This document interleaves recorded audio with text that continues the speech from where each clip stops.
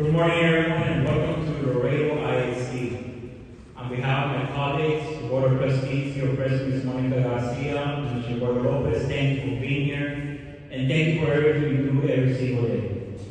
Today, we still also celebrate National Bus Drivers Appreciation Day. And without bus drivers, nothing in any district will be able to move. I consider the transportation system our veins that transfer our blood from top to bottom. But our bus drivers are the main foundation of every single district that move and get things done. So one of applause to all the bus drivers in Laredo ISD and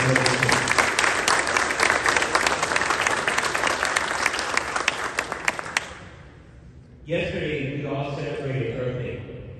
And that's something very special dear to heart to all of us, because we all now thinking and trying to take care of the environment.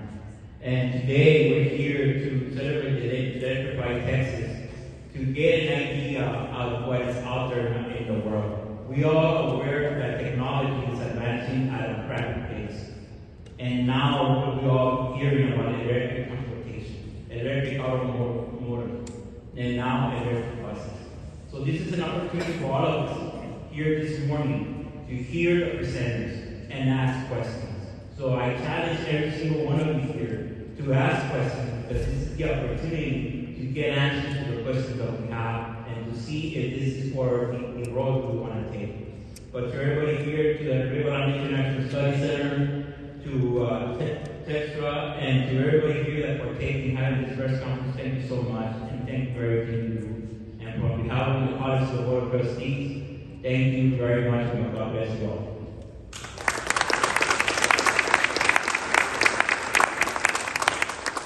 Thank you, Commissioner Ramirez. At this time, I'd like to bring up our superintendent, Dr.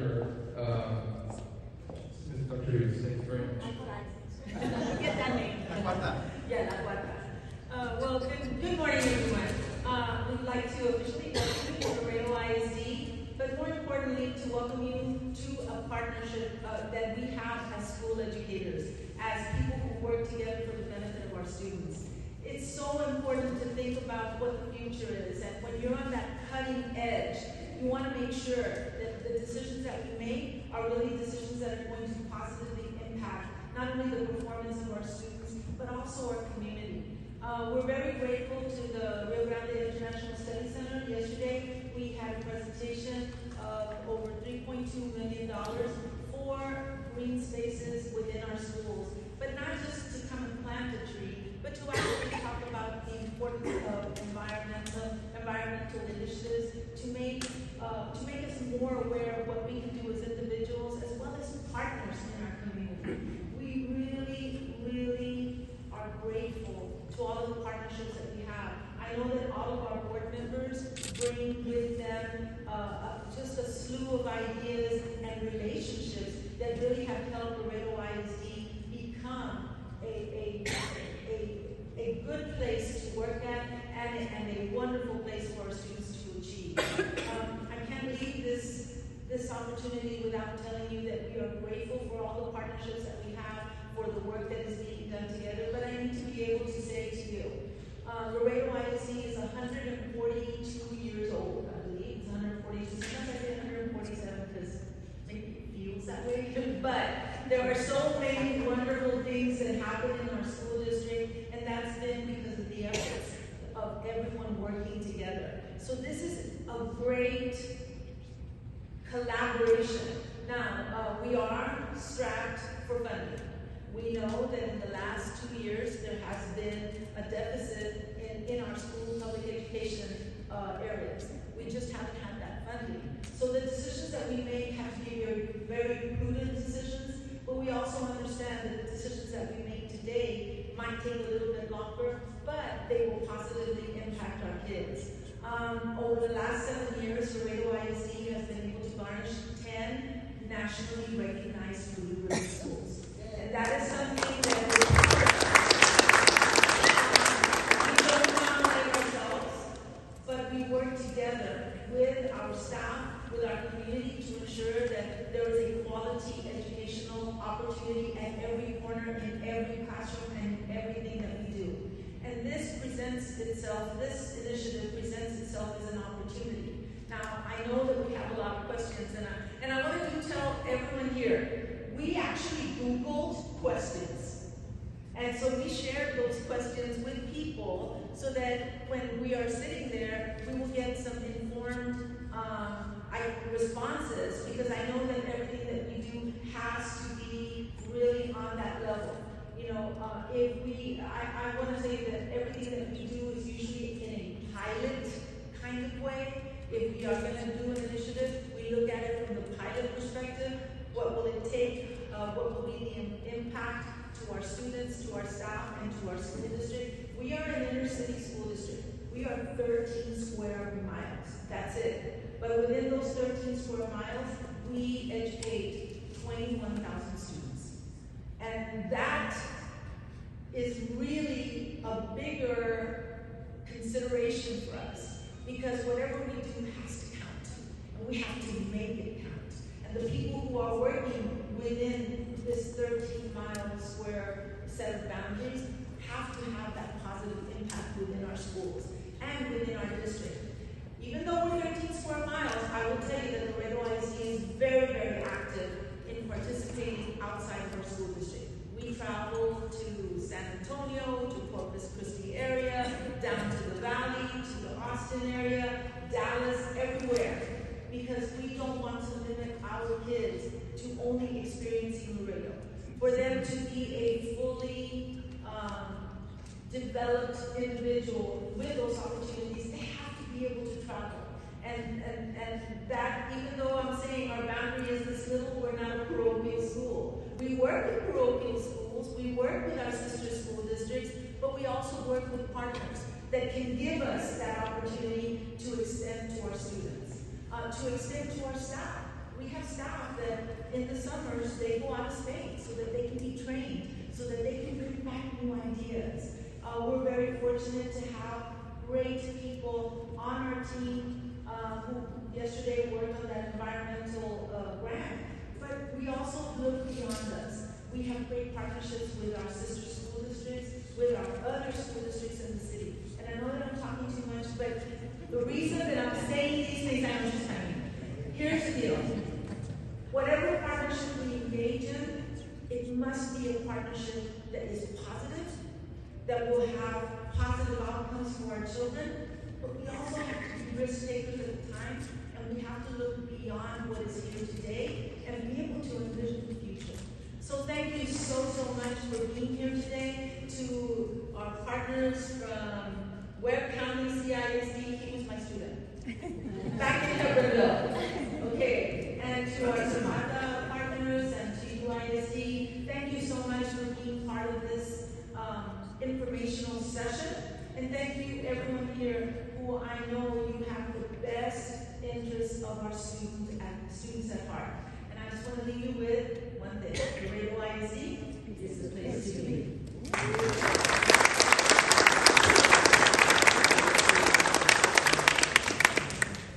Thank you very much, Dr. Diaz. Before I introduce our next speaker, I'd like to just give a brief explanation and overview of our organization, the Rio Grande International Studies Center.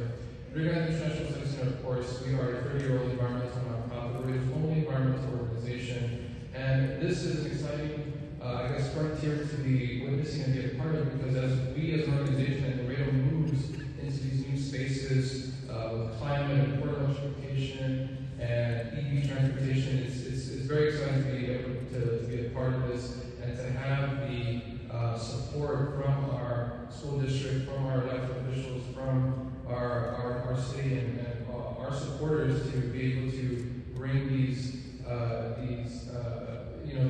vehicles and all these methods of transportation here to Laredo to witness what we hope, if implemented successfully, right, is the next era of transportation and green infrastructure and all these with all these positive outcomes and benefits for our city.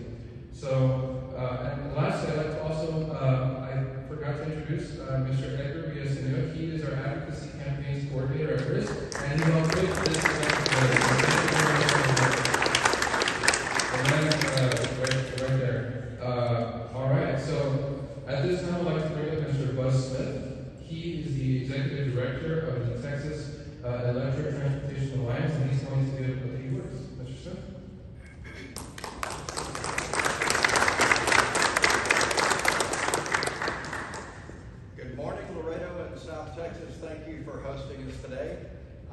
Smith. I'm one of the 2 executive directors for the Texas Electric Transportation Resources Alliance.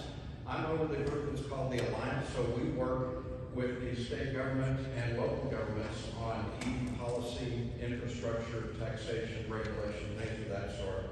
Now, TxETRA is an alliance of EV drivers, electric utilities, EV charger manufacturers, network operators and installers, and vehicle manufacturers and EV advocacy groups. We work with local and state elected officials on electric vehicle policy, like infrastructure, incentives, taxation, and regulation. The South Texas EV road trip that we're right in the middle of right now traveled from Corpus Christi, we went down to the valley where we are right now, and we will go up to Kerrville and San Antonio as the next stage of our EV road trip. This is our 3rd EV road trip in the last 12 months. We went to West Texas, we went to East Texas, driving from Beaumont all the way up to Texarkana, and now we're here with you beautiful people. We want to share our experience with fellow Texans, business owners, elected officials, and the media, and to discuss the positive impact EVs will have on the future of our great state. This is, as I mentioned, our 3rd EV road trip. In Texas, there are right now almost 271,000 registered EVs or plug-in vehicles in the state of Texas, and those registration numbers are increasing at 50% a year on average for the last over 2.5 years. By the end of this year, Texas will have about 375,000 plug-in vehicles on our roads. Now, EV adoption is already driving economic growth in Texas. Governor Abbott's Texas Advanced Manufacturing Initiative is already attracting manufacturers and jobs to Texas. Tesla has become the #1 employer in Austin. Peterbilt and Navistar are developing large trucks that are electric powered. A lithium refinery is being built right now in Robstown, Texas. There is a battery materials plant being built in LaPorte, Texas right now, and EV charger manufacturers are coming here and building factories, and the companies are companies like LG, Siemens, SK Signet, and others. Now that's jobs and prosperity for Texas. Whether you're concerned about the environment, national security, international competition, energy independence, or the Texas electric grid, EVs are part of the solution. Today, batteries at people's homes and solar panels at their homes are already helping to support the grid by feeding that energy back to the grid when it's under strain. And people are getting paid to do that. Now soon, the batteries in EVs will have vehicle-to-grid capabilities to do the same thing, as well as the huge batteries that are in vehicles like that school bus out there. And that will stabilize our grid and help it when it is under stress. And it will become an income source for both EV owners and our school districts. Your school buses sit in a parking lot a large part of the day and during the summer. And so, especially in the summer when temperatures are high, think about that battery supporting the grid and earning money for your school districts. That will become a source of income for you guys. Now, we can't predict all the positive changes that EVs will bring, but we know that the ingenuity of Texans will show the way forward. Next, you're going to hear from Michael Chamberlain from the Texas Department of Transportation to go over the charging infrastructure plans. Michael.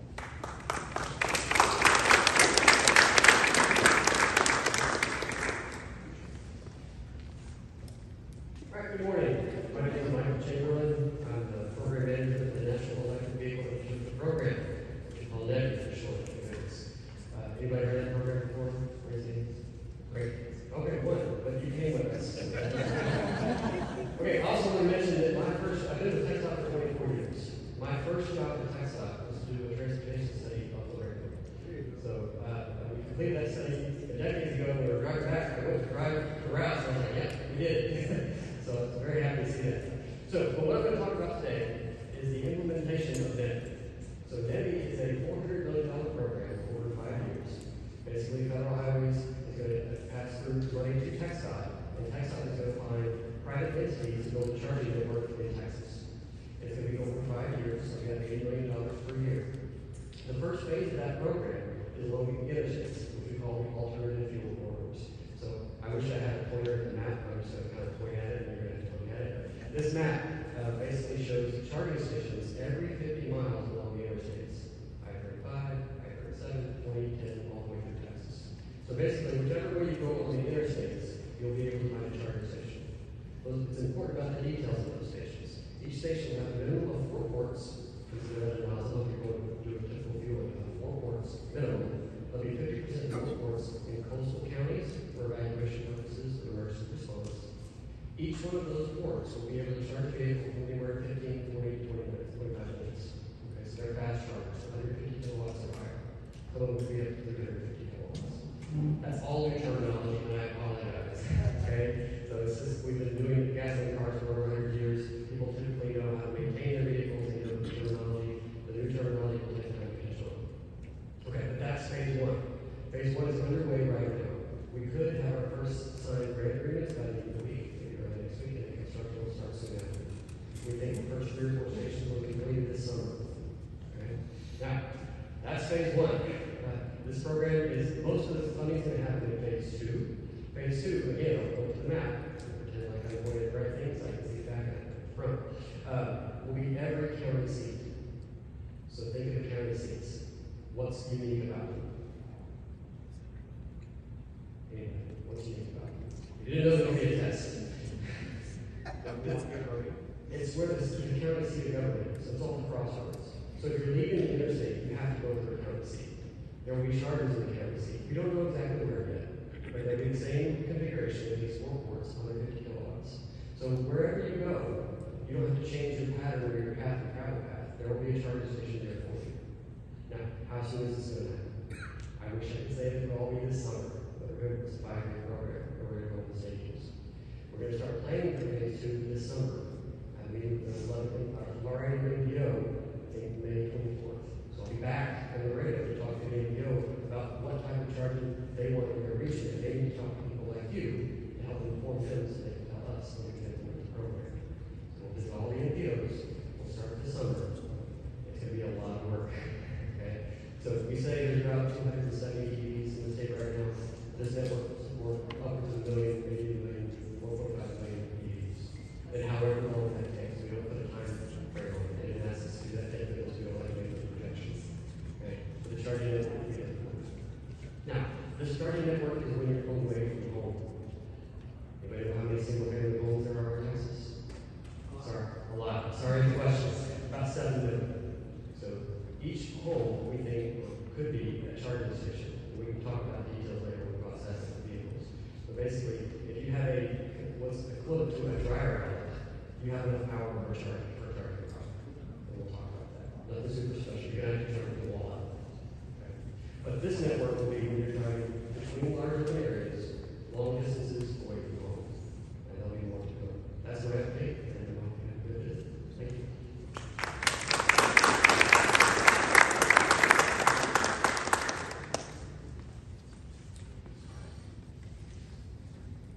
Thank you, Mr. Chamberlain.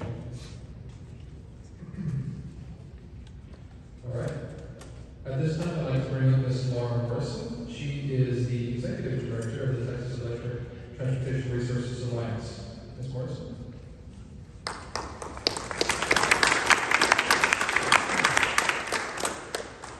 Thank you. It's really great to be here. And so we call that TxETRA.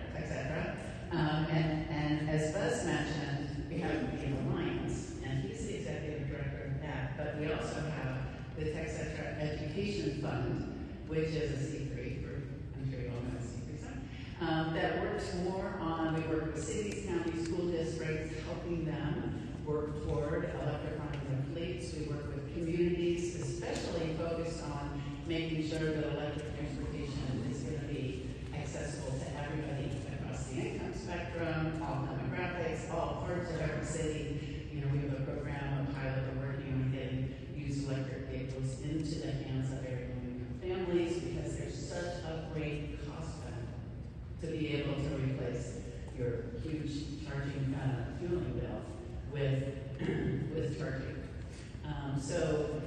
And we're fortunate, yes, there is more, you may run into barriers in terms of cost, in terms of buying electric transportation.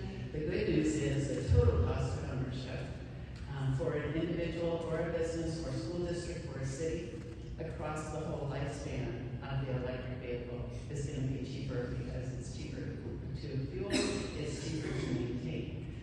For individuals, the feds have a tax credit right now that is available for dealers for new electric vehicles and for used electric vehicles. So there is help for individuals to get across that barrier of being able to purchase electric vehicles in the first place. There is also help, some new programs available to school districts, cities, counties, businesses. It's available as a tax credit, but interestingly, they made it also available to tax-exempt entities, which is, I think, all of you. With a direct payment, you don't have to worry about tax credit. You just are able to apply for these. And there's one, so to help with those barriers, there's one called the Clean Commercial Vehicle that will pay the incremental cost up to a certain amount of what it would cost if you wanted to buy an electric model versus regular gas powered. There is a incentive, same way as a tax credit, or it can be a direct pay to a tax-exempt entity that would pay 30% of the infrastructure, the charging station. So there's those two. There's a new one that would be especially interesting to folks that own heavy-duty vehicles in their fleets, like garbage trucks and things like that, that will pay the full replacement cost of the garbage truck or other heavy duty. So that's called the Clean Heavy Duty program. And in addition, it will pay for all the infrastructure. And this one's pretty special. It also pays for training. It pays for planning and all the efforts that go around it. So there's a lot of help out there to be able to bring folks along and get them over initial barriers. The state also has programs that under the Texas Emissions Reduction Plan, and you'll hear more about those. Some of them open and then close at certain times of the year. And there are specific programs, a very, very heavy focus on funding and incentives and grants for school districts, because there's a goal to replace all the school buses with electric or zero-emission vehicles, because there's such an impact on the children's health, on the air quality in the communities. And those, I think Jessica will get into them more, but they will pay for those are grants that will pay for all the school buses completely, and as well as the infrastructure. So there's help there.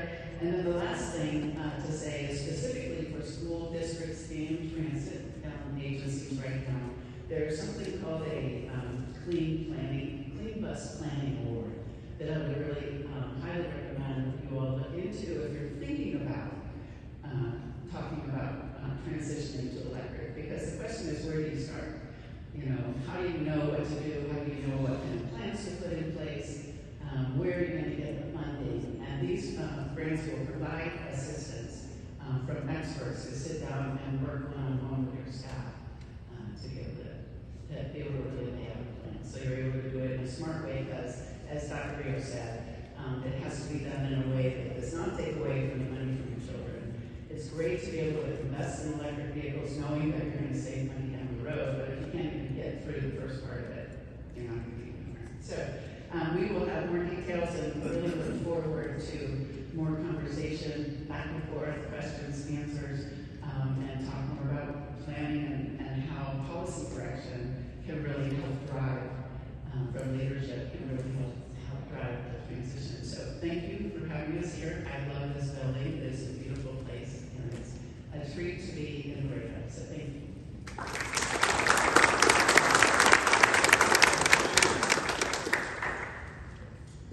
Thank you very much, Ms. Morrison. All right. At this time, I'd like to bring up Mrs. Jessica Keaton. She is the co-founder and director of the Texas Electric School Bus Project, and she's going to give us a few words. Thank you.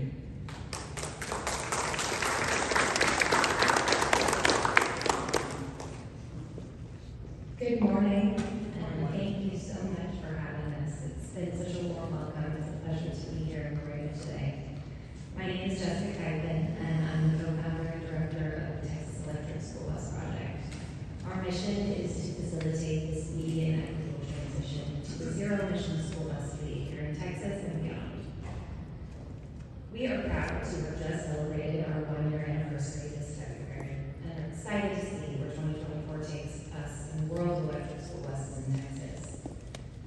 might suspect, everything really is bigger in Texas. We have the largest school bus fleet in the nation, with over 50,000 school buses on the road, traveling millions of miles a year.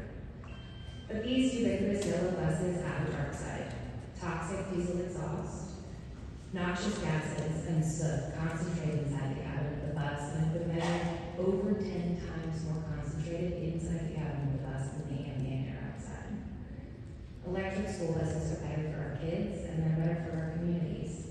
Not only do they protect the health and cognitive development of our future Texas parents, doctors, athletes, and engineers, they make practical sense.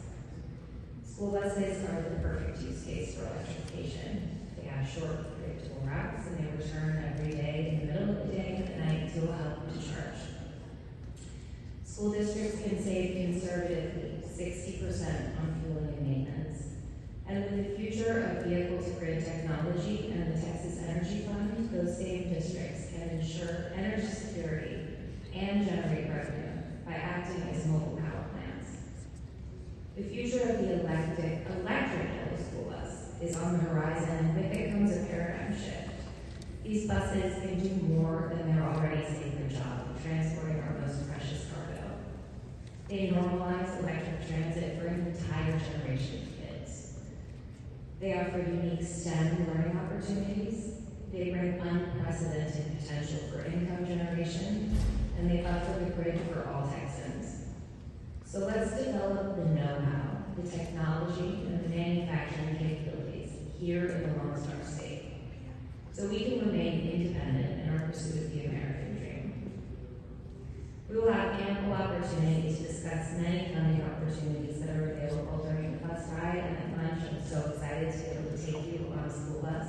You won't be able to hear it, and you won't be able to smell it. So thank you again for your hospitality, and I look forward to the opportunity to serve your community. Thank you so much.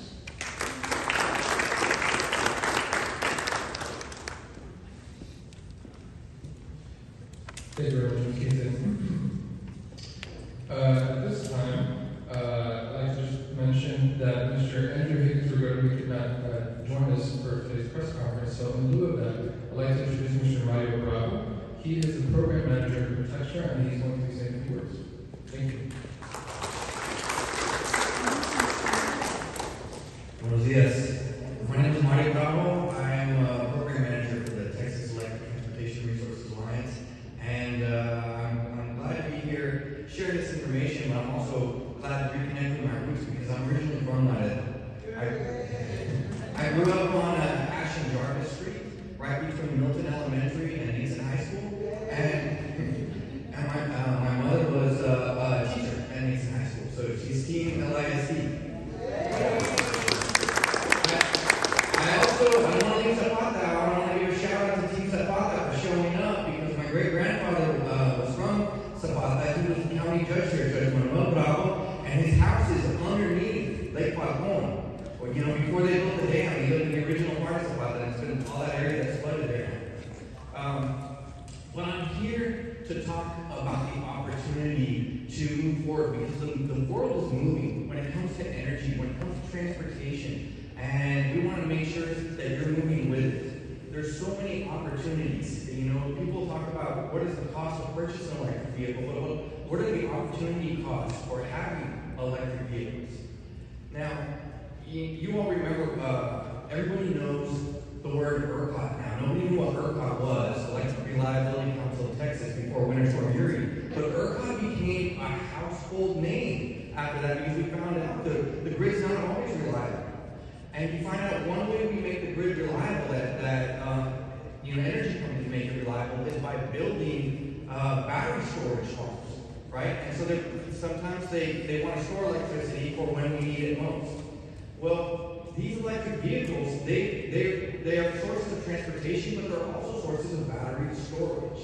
And the way that electric utilities are changing their business model is they're changing it so that they're going to charge for your electricity different rates at different times of the day. So in the afternoon, when it's 100 degrees here and everybody's running their air conditioning, there's a lot of demand on the electric grid, and so they're going to charge you more for it. At nighttime, when it starts to cool off a little bit, there's not as much demand, they're going to charge you less. Well, there's opportunities to charge these vehicles at night for less money. And sometimes if you have extra electricity on them, you can sell that back during the day and make money. So there's an opportunity to make a profit there. If you're the city and you have a fleet of electric vehicles, if you're the school district and you have a fleet of electric vehicles, there's opportunities to have an additional revenue stream. There's also times when the grid is unstable and you have some kind of storm and you lose power. Well, then you can just take that electricity off of these vehicles and continue to run your operations. Whatever your building is, your school, anything that you're operating, you can keep your own power on because you have it stored right there on site. There's another opportunity for schools. When you think about the different revenues, it's not just the cost of the bus, right? Because when you have diesel buses, you have kids who have asthma more frequently, right? And when they have asthma, they miss school. So that's a missed learning opportunity. But also, when they're not in school, you're not getting those federal tax dollars for that day for that student's there in school. So you're missing out on revenue. That child is missing out on education. And so these are all different costs. And so this is an investment. And, Dr. Sylvia Rios, she talks about sometimes there's risks. Sometimes you have to take a risk. There's also a risk for not doing anything. And so our point here today is not necessarily that, hey, you have to convert all of buy all electric vehicles now, but just recognize that that's the direction that the world is going in, that auto manufacturers are going in, that the electric utilities are going in, and so there's a risk in getting left behind if you don't at least test the technology out. Buy a few electric vehicles, start to train your staff on it, start to learn about the technology, follow these opportunities to take advantage of them, to have additional revenue streams, additional savings in your maintenance or operation costs, and take advantage of all of these state and federal opportunities that we get for funding that we came to share with you today. So thank you very much. We're going to be here all day, and we really look forward to answering your questions and sharing more information with you. And I'm going to hand it back over to Martine and Allison, but I do want to thank Laredo ISD for hosting us, and I want to thank Risk for doing all the heavy lifting with all of the logistics to put this event together. And we look forward to continuing